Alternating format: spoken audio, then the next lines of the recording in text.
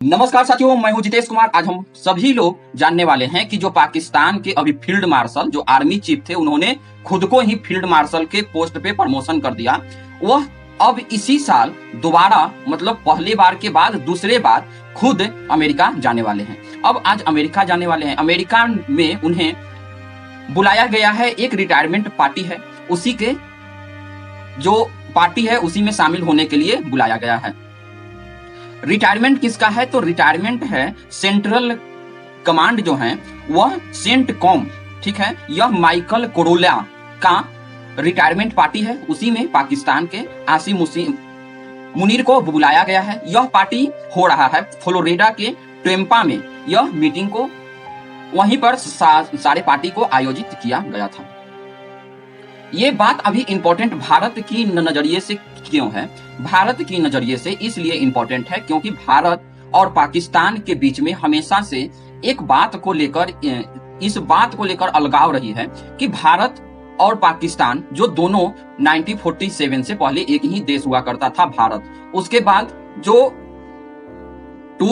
To nation theory के आधार पे कि हिंदू और मुसलमान साथ नहीं रह सकते, इसके आधार पे दो देशों का बंटवारा किया गया। जबकि पाकिस्तान को यह हमेशा से बोला गया वहां के लोग कि पाकिस्तान अल्लाह के नाम पे बना है और यह जो अल्लाह के नाम पर बना है यह कभी टूट नहीं सकता। पाकिस्तान जो भी नाम लिया गया था वह जो उसके पास प्रांत था उन्हीं में से एक वर्ड को चुनकर निकाला गया था, जैसे पंजाब, सिंध, बलूचिस्तान। तो ये जितना एरिया था उसी से वर्ड मिलाकर बना था पाकिस्तान। अब ये बात तो टूट नहीं सकता, लेकिन 1971 में भारत के उपस्थिति में या बोल दे कि भारत के प्रेजेंस में, क्योंकि भारत के उसमें बहुत सारे सैनिकों का भी डेथ हुआ था उस युद्ध के अंदर, तो भारत के सैनिकों के द्वारा पाकिस्तान के दो टुकड़े कर दिए गए। जो ईस्ट पाकिस्तान था उसको पहले बांग्लादेश के नाम से जाना जाता था और वेस्ट पाकिस्तान जो आज के पाकिस्तान है, तो आज वही पाकिस्तान टूटकर एक तो बांग्लादेश बना और एक अभी का जो पाकिस्तान है वे बन गया। अब जरा हम बात कर लेते हैं कि ये चीज हमारे भारत के नजरिए से इतना ज्यादा प्रॉब्लम क्यों है कि आसिम मुनीर अगर अमेरिका गए हैं तो भारत को क्या? देखिए, भारत से ही अभी मेन प्रॉब्लम है डोनाल्ड ट्रंप को, क्योंकि भारत पर तुरंत अभी 25% का टैरिफ लगाया गया है। उसके बाद भारत पर पुनः 25% और टैरिफ का अलाउंस कर दिया गया है। अब जब टैरिफ का अलाउंस कर दिया गया तो अभी ट्रंप के नजर में भारत सबसे बुरा देश बना हुआ है। और इसके पीछे कॉन्सेप्ट जरा समझने की प्रयास करते हैं। देखिए, हम सभी लोग कॉन्सेप्ट जानते थे कि डीप स्टेट का कुछ ना कुछ कॉन्सेप्ट है। अब वह जो डीप स्टेट का कुछ कॉन्सेप्ट है, वह डीप स्टेट का क्या कॉन्सेप्ट है? देखिए, डीप स्टेट हम लोग जब बाइडेन की सरकार थी तब भी सुना करते थे कि ये सब डीप स्टेट का करवा रही है। तो आज के समय में क्या यह बोल पाना उचित है कि यह डीप स्टेट ही करवा रही है? तो सुनिए, डीप स्टेट ऐसा तो कुछ है नहीं कि वह दिखाई देने वाली चीज है या कोई व्यक्ति विशेष है कि यही व्यक्ति है जो डीप स्टेट है। नहीं, डीप स्टेट में वह क्रिटिकल सोचने वाले लोगों का माइंड होता है। एक प्रकार से माइंड बोल सकते हैं कि वह माइंड है जो अपना एक्टिव काम करते रहती है। अब जब माइंड का बात आ गया तो आप चेहरा को बस ये समझ लीजिए कि वह माइंड किसी के भी या वह विचार किसी के अंदर भी डाला जा सकता है। जब डोनाल्ड ट्रंप इलेक्शन आज से लगभग 5-6 महीना पहले जीत के आए तो उनका पूरा फोकस यही था कि हम डीप स्टेट को पूरी तरीका से डिसमेंटल कर देंगे। लेकिन डीप स्टेट का मुख्य रूप से क्यों और क्या झगड़ा बना हुआ था?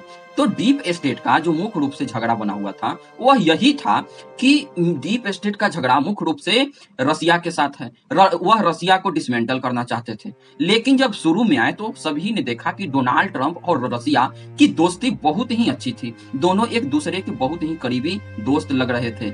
जबकि डोनाल्ड ट्रंप ने इस चीज को भी करने में जब तक सफल रहे कि जेलेंस्की के जैसे व्हाइट हाउस में बैठाकर वहां पे कितना ज्यादा बेइज्जती किया गया, तो इस सबसे साफ साफ संदेश ये जा रहा था कि कहीं ना कहीं डोनाल्ड ट्रंप को पुतिन या तो कमांड करते हैं या दोनों बड़े अच्छे मित्र हैं। लेकिन डीप स्टेट अपना काम कर रही थी। कैसे कर रही थी?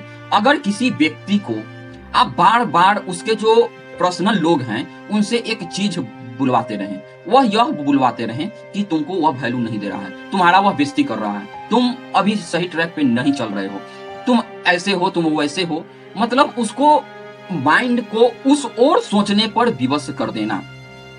तो डोनाल्ड ट्रंप के साथ भी यही हुआ। वह सोचना तो चाह रहा था कि हमको डीप स्टेट को डिसमेंटल करना है, लेकिन उससे कार्य से हटाकर उस तरफ लगा देना जिस तरफ डीप स्टेट खुद उस बात को सोचती है। अब डीप स्टेट उस बात को सोचती है, वह किस ओर सोचती है, तो हम सभी लोग जान ही रहे थे कि डीप स्टेट जो है वह अभी रसिया के अंदर पूरी तरीका से फोकस, और रसिया ऐसा नहीं है कि वह इतना कमजोर राष्ट्र है, वह खुद बहुत ही ज्यादा मजबूत है, क्योंकि वहां पे पुतिन है। जो सोवियत संघ था वह तो टूट चुका, लेकिन सोवियत संघ का जो मेन चीज है, जो अभी भी जो रसिया है, वह अब उसके जो राष्ट्रपति हैं वह पुतिन है। और जानबूझकर यूक्रेन को उलझाया भी इसीलिए गया कि हम किसी तरीका से रसिया को डिसमेंटल करें। तो शायद उम्मीद है कि आपको यहां तक यह बात समझ में आ चुकी होगी कि अभी जो डोनाल्ड ट्रंप हैं वह किस धारा में काम करने में लगे हुए हैं। उसके बाद हम दूसरी ओर से अगर देखने का प्रयत्न करें तो वह प्रयत्न ये है कि कहीं ना कहीं अभी जो प्रकार की स्थिति उत्पन्न हुई है, क्योंकि पाकिस्तान ऑलरेडी पहले से ही क्या है, कंगला है, उसके पास न खाने को आटा है, और जब से Bharat Indus water treaty suspend किया है, तो इंडस वाटर ट्रीटी सस्पेंड करने के समय ही उस समय अब पानी भी नहीं है साफ करने के लिए, समझ जाइए पीछे वाला। अब ये स्थिति तक जब बना हुआ है तो पाकिस्तान एक सेक्रेटरी स्टेट बोल सकते हैं कि आप उसको पैसा दीजिए, या बोल सकते हैं मशीनरी, इसके लिए वर्ड यूज किया जाता है कि वह एक मशीनरी स्टेट है जिसको आप पैसा दीजिए वह किसी के साथ भी लड़ेगा। तो अगला जरा हम आपको पॉइंट पे ध्यान दिलाना चाहते हैं कि जैसे ईरान के साथ जब इजराइल और गाजा का युद्ध चल रहा था, उसके बाद इजराइल और ईरान का युद्ध स्टार्ट हुआ, तो अमेरिका इजराइल के साइड से अपना पक्ष रखने आता है, और जब पक्ष रखता है तो उसमें से अमेरिका को अब बम गिराना था, B2 बम्बर ये ईरान के अंदर।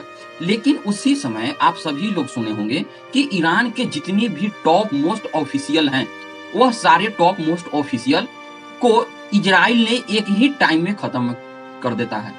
तो कुछ का तो लोकेशन निकाल लेता है इजराइल खुद, लेकिन कुछ का लोकेशन निकालने के लिए बताया जाता है कि जो एक घड़ी के कारण ही वहां के जो टॉप ऑफिशियल हैं वह मारे गए थे। वह घड़ी का बात वहां से निकल के आता है कि जो इजराइल के या जो CIA है, CIA के अंतर्गत ही वहां के कमांड आते हैं, eastern command, western command, south command. तो उसी कमांड के एक हेड हैं माइकल कोरिला। अब माइकल कोरिला ही पाकिस्तान से पूरी प्रकार से अच्छी दोस्ती है।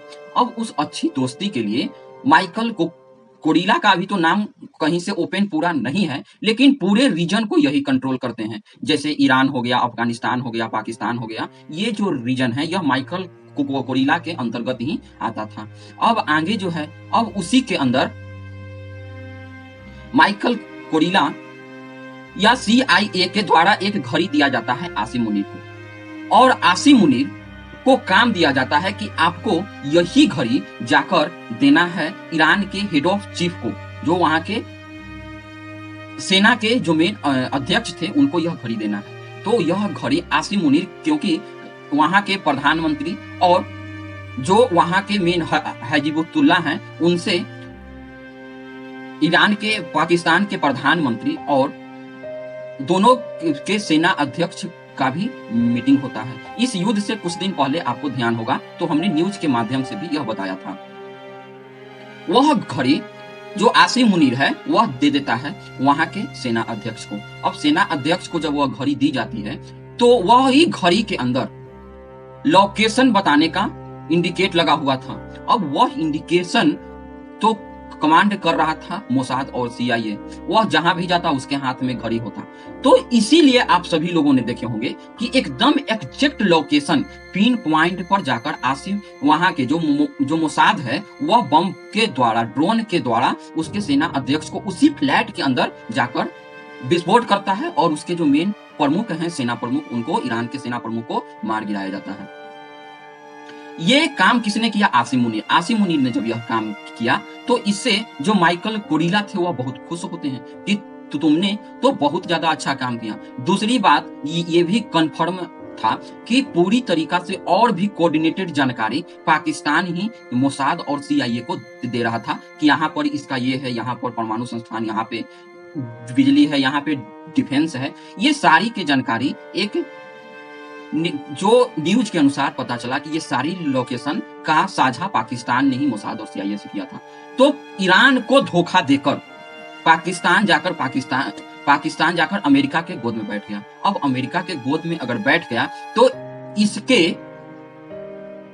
इनाम के तौर पे सबसे पहले अमेरिका के तरफ से आप देख लीजिए, यह जो फोटो है उसी का इनाम मिला। और उसके बाद दूसरी साइड में जो इनाम मिला वह उनको पूरी तरीका से, अब ट्रंप क्योंकि रसिया के पीछे पड़ चुके हैं और भारत का दुश्मन बन, एक प्रकार से पूरा अपोजिट काम कर रहे हैं भारत के साथ। तो ये सारी सिचुएशन को देखते हुए अब कहीं ना कहीं इस बात का संयोग हो रहा है कि इसी प्रकार से अब वह गए हैं और आगे की न्यूज में हम लोग बात करेंगे कि वहां पर जाकर आसिम मुनीर ने क्या क्या भारत के खिलाफ जहर उगला है। आप सभी लोग जुड़े, इसके लिए बहुत बहुत धन्यवाद। आप सभी लोगों से अनुरोध है कि आप इस चैनल को ज्यादा से ज्यादा अपने दोस्तों के पास शेयर कीजिए, सब्सक्राइब कराइए और खुद भी सब्सक्राइब कीजिए, लाइक कीजिए। और जब तक हम अगले वीडियो में मिलते हैं, जब तक जय हिंद, जय भारत।